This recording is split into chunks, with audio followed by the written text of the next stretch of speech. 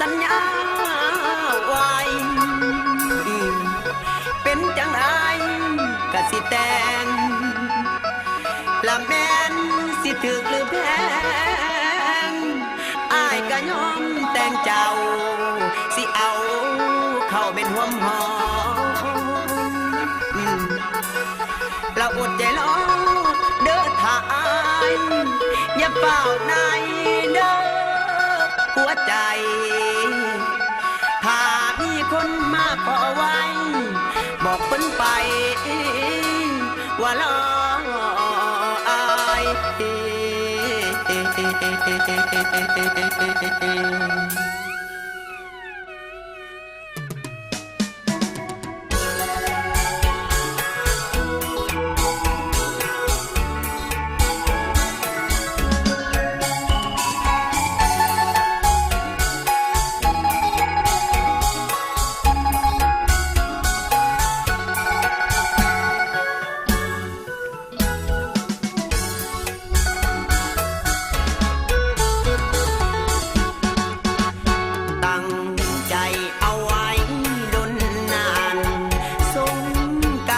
ผ่านไปแล้วน้อง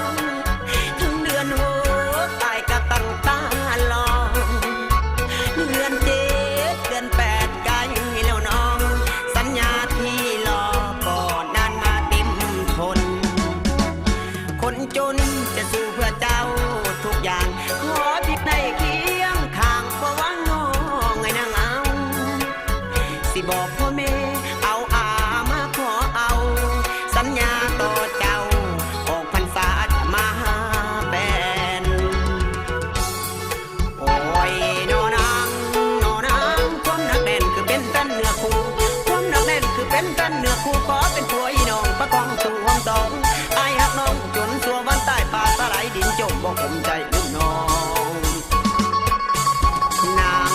มองนั่งคลองทุกวันเว